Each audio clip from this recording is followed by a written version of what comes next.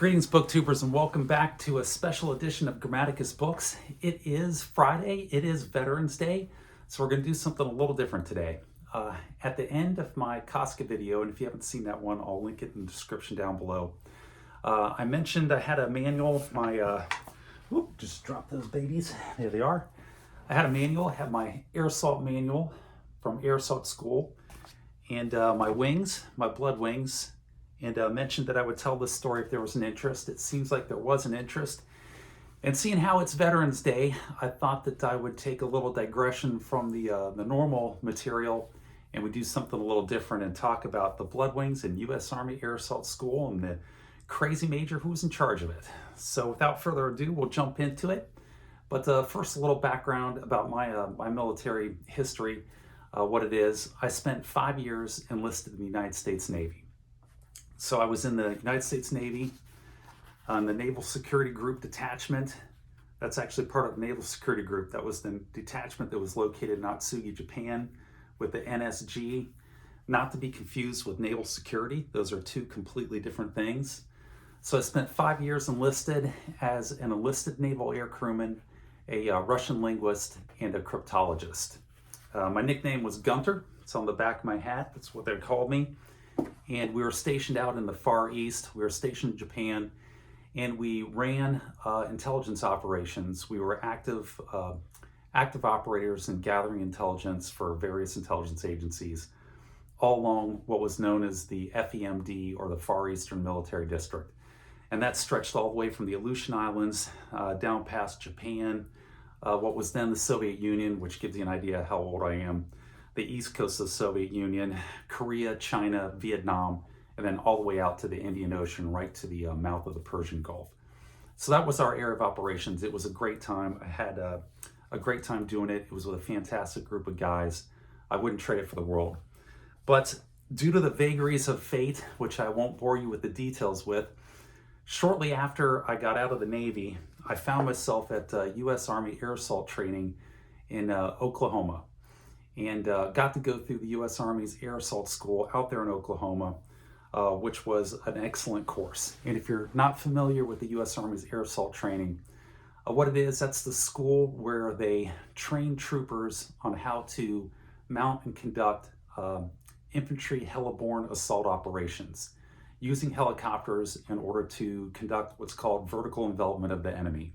So your helicopter gives you extra mobility, tremendous new mobility and speed in order to attack the enemy where he doesn't think that you can hit him, or vertically envelop around the enemy. It was perfected in Vietnam, and there were, at the time I went through, there were 3 schools in the U.S. Army that were running that course that trained troopers on how to operate within that environment and the skills that they needed. And the school was broken down into 3 phases. And this is the manual that I got at this Army Air Assault School. And the first phase was the cargo phase. And that taught you how to sling load different types of cargo shipments for helicopters to pick up and transport. And the first type of cargo you learned how to sling load was an artillery piece, and then you had a Humvee, and then you had a cargo pallet. So you would learn the proper technique to put it all together, make it ready for a CH-46 Chinook, which would then come in, drop a cable, and you would direct it by hand in to pick up and load these different loads. The second phase was the air assault phase, and that was learning the ins and outs of actually mounting a heliborne assault operation with heliborne infantry. That was the second phase. And then the third phase was the rappelling phase, where you learned how to properly rappel out of a helicopter, which is to go down on a rope.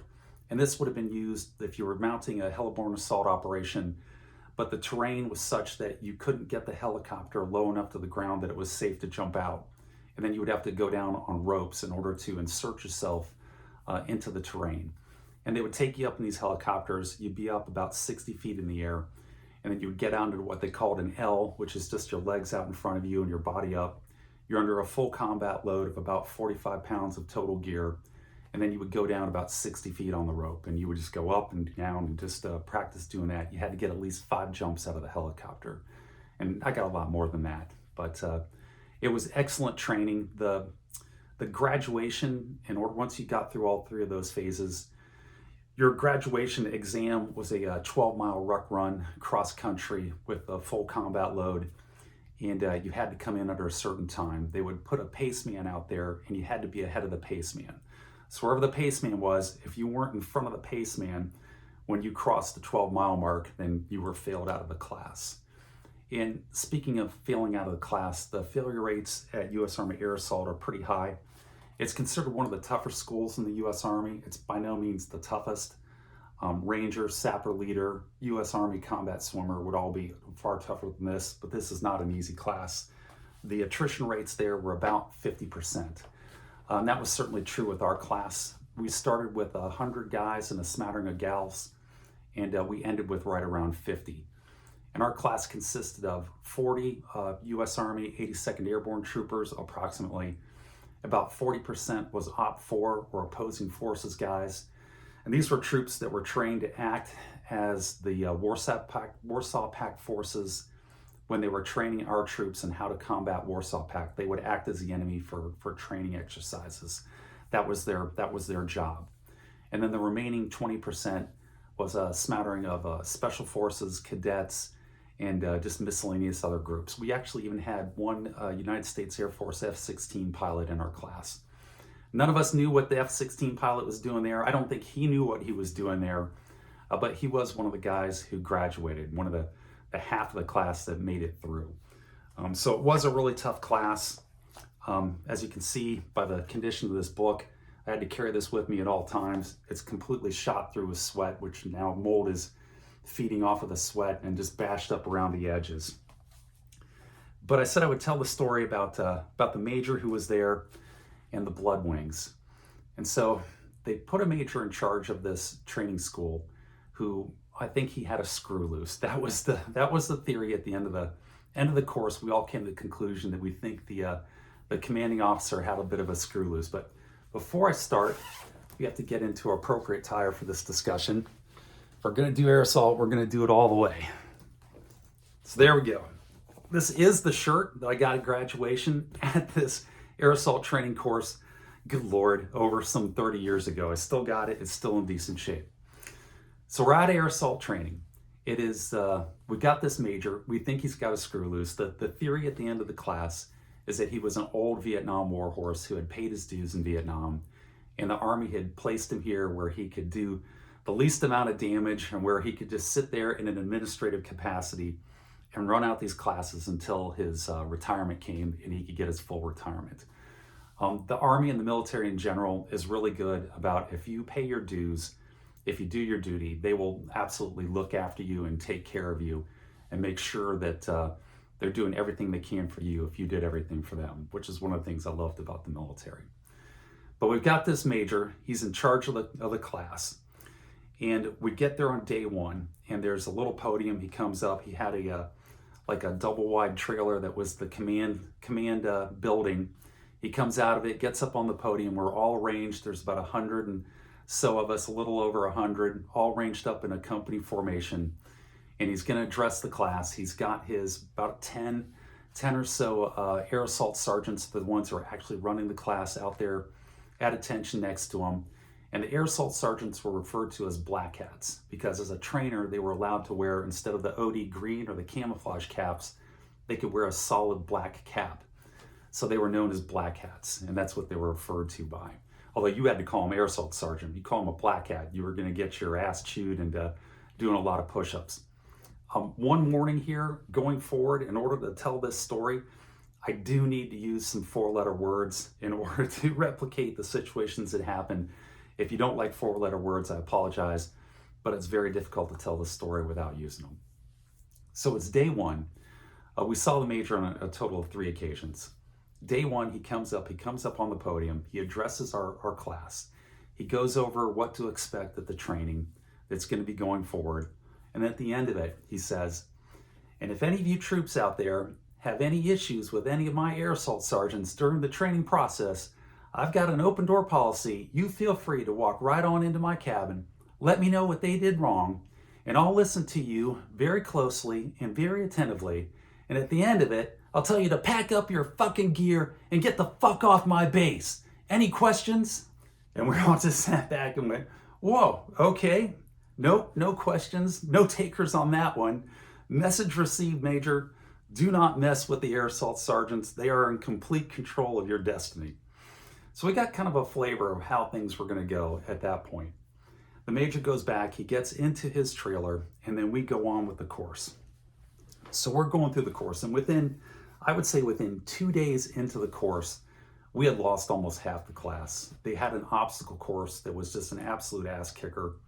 It was 2 miles long. It had 10 obstacles on it, and you had to go out and execute this obstacle course. And if you failed on any obstacle, and the obstacles were difficult, you got one chance to retry it.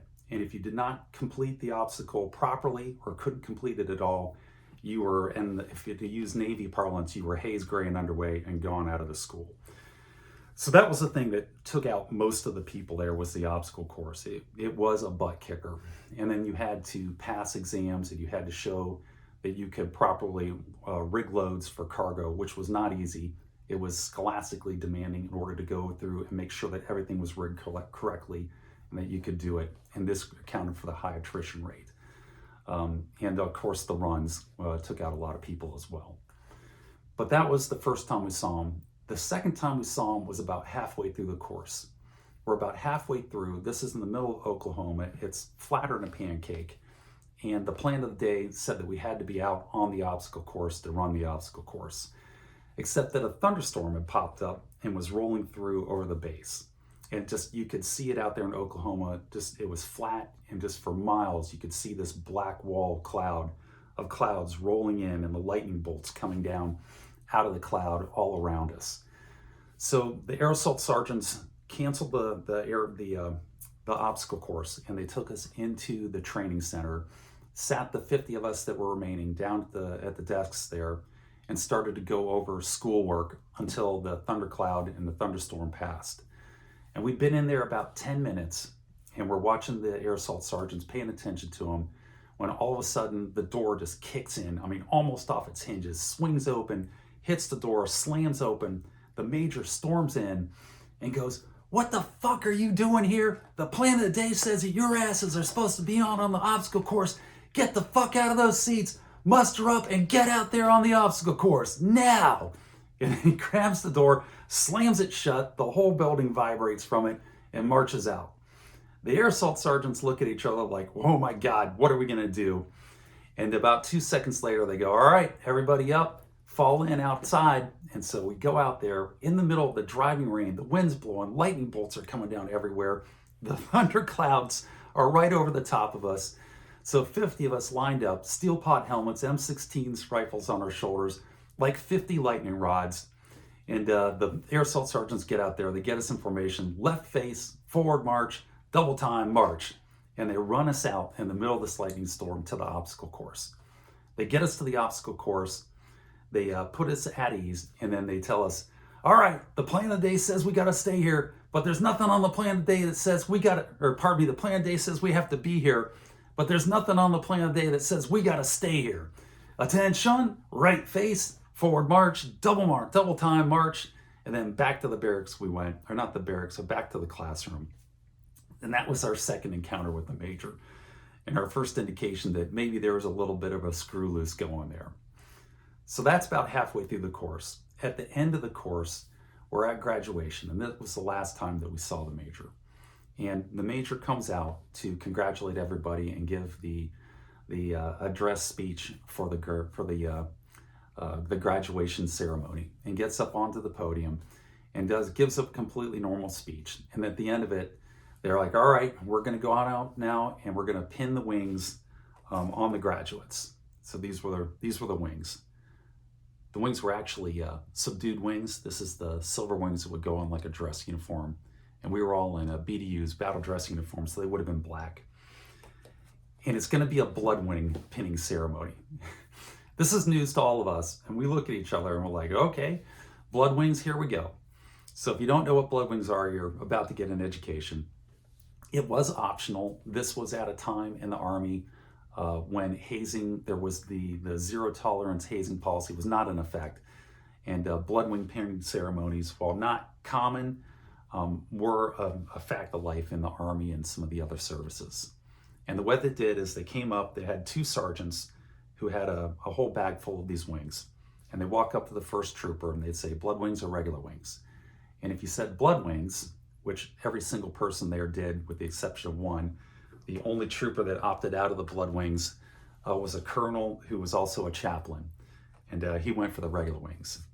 So if you said blood wings, the first sergeant would congratulate you, shake your hand, and then he would take these wings with the spikes on the back, and he would place them through your uniform over here over your left breast, and would get them into the uniform. You would hold out your left hand, and he would take the backers, place them in your left hand. You made a fist. He'd shake your hand with your right hand, and then he would move on to the next trooper. The second air assault sergeant would step up, who was a hulking guy, and with these things through your uniform, he would shake your hand, congratulate you, and then punch them hard into your chest. And by hard, I mean completely buried. You got about 1/2 to 3/4 of an inch of a steel spike, two of them stuck into your chest. And that was the blood wing pinning ceremony. So at the end of it, we've all got our blood wings, except for the chaplain who opted out. And we go back to the barracks and we're getting all our gear together in order to get on the bus and head out to the various places we all came from. And everybody's pulling the blood wings out of their chests and out of their uniforms. And I go to pull mine out of my chest, and the uniform comes up, and my chest comes up with the uniform and comes up to about here. And these little suckers aren't popping out of my chest. So I try about 3-4 times to get them out, and I'm starting to get woozy.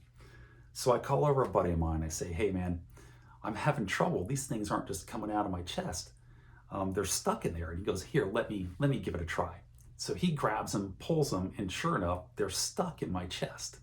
So he takes a minute and he says, all right, we're gonna do this on 3. So you ready? And I'm like, I'm ready, let's do it. He goes 1, 2, 3, and then just yanks them as hard as he can. And instead of sliding out of my chest like they did on everybody else, there's 2 popping noises. It goes pop, pop.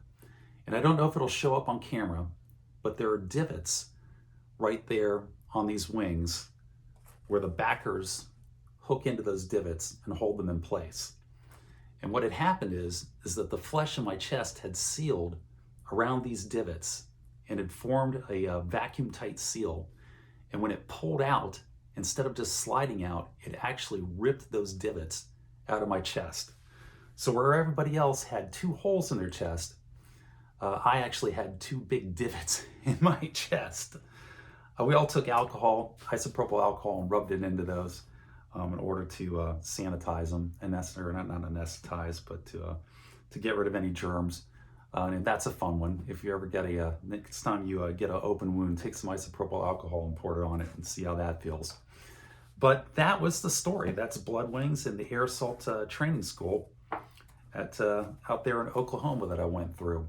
Excellent school. They were all great trainers. The major was I'm sure he was a decent guy. I'm not complaining about him at all. And again, this was long before the Army's zero hazing tolerance policy had been in effect. And these types of ceremonies were not common. I wouldn't call them common, but they did happen with some regularity. Since this is Booktube, I will try to make this a little bit book related. And I was flipping through my old manual here and just taking a look at some things, and came on this page for emergency landing, parentheses, crash procedures. Number 1, upon notification by the flight crew that an in-flight emergency exists, bend forward and place your head down. That's always good. After impact, do not leave the aircraft until the main rotor has stopped turning. Always good advice. Don't get out of the aircraft while the big metal blade is still spinning and your helicopter is all smashed up.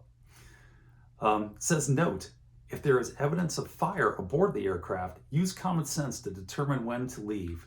So you've got the old rock in a hard place. You've got fire in the aircraft. You've got a big spinning metal blade outside.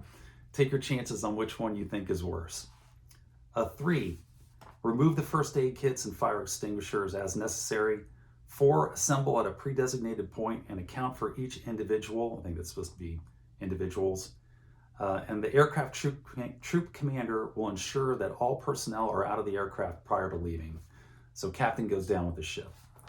And then I've got some notes that I'm sure were dictated to us by the black hats over here for actions in flight. And number 1, remain calm up here. I almost feel like Douglas Adams is out there saying, don't panic in his Hitchhiker's Guide to the Galaxy. And then here's the in-flight emergency procedures. So that's it. That's my Veterans Day story. I'm not going to make these a habit. If I'm still doing Booktube a year from now, I'll do another one. I'll do a Navy one on the Buddha pain, which that was brutal. That's a story that should only be told at night when the sun isn't shining, and only after you've had a copious amount of alcohol to go with it. But that's it. I hope you enjoyed it. Otherwise, take care, be safe, and I'll catch you guys next time.